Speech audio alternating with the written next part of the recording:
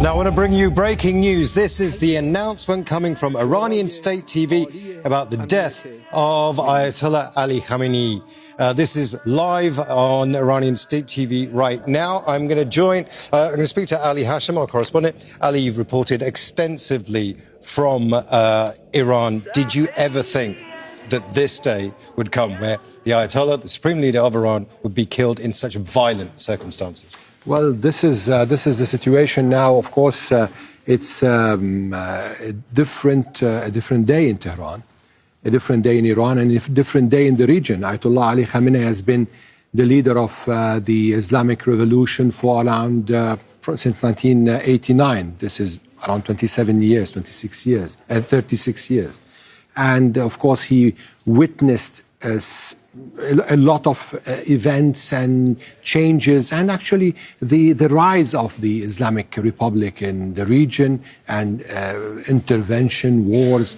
So this is a moment that personally I did not see it coming this way, but it's clear that he lived his life as a revolutionary. He was maybe the second or the third president in the history of the Islamic Republic, the second supreme leader. Before that, he was a dissident. He was an opposition figure, jailed. Also went through several assassination attempts, and now he's announced as the second leader of Iran, and of course now he is being presented as the martyr of the Islamic Revolution. That word is very important, isn't it? For legacy, for the Ayatollah, the supreme leader. If he's called a martyr, that means people will rally around him, because this is an unjustified injustice that the Iranian supporters of him will see. It's an incredibly careful word that they've used, right? Probably if I'm to get into Ali Khamenei's mind, he would love to be given such an end as a martyr, as the Iranian television announced him.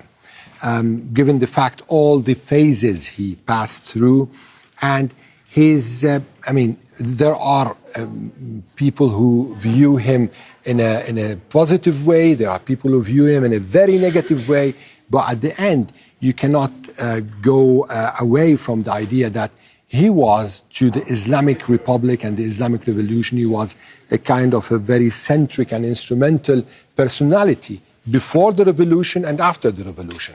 Stay there, because we will come back to you in just a second. I want to go to Tawhid Asadi, who's joining us live from Tehran.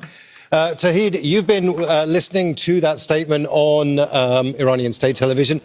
Just take us through what was said. Well, the gist of the matter is that after hours following the announcement and reports coming from the United States and Israeli sources, and after the U.S. president saying that the Iranian supreme leader Ayatollah Ali Khamenei is dead, now we've got the confirmation from the state TV of the country that this death has been confirmed. So right now we can say that Iran's supreme leader is killed, is dead, and that is opening a very new phase of developments, domestically speaking, of course, when it comes to the foreign relations of the country. Speaking of the context, we know that earlier we yesterday heard reports of massive explosions being heard in Pastor neighborhood, an area in which the office of Supreme Leader and the office of Iranian President was located. Initial reports, initial statements coming from Tehran were on the basis of denial of reports related to the killing of Iran's supreme leader. But right now we've got the confirmation, and that opens a mechanism, that opens a sort of trajectory for appointment of a new leader. And then that, if I may, I can explain that according to the Article 111 of the Iranian Constitution, now there is going to be a council of 3 people: Iranian president, head of the judiciary, as well as 1 cleric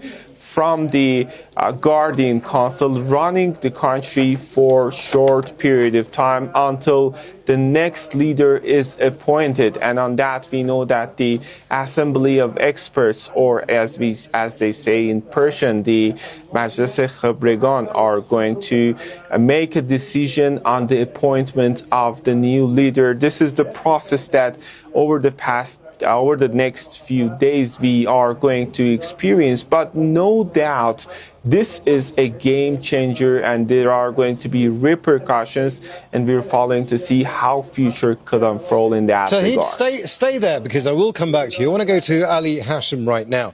We've got to talk about succession right now. Now, Shia Islam is very hierarchical. One of the best examples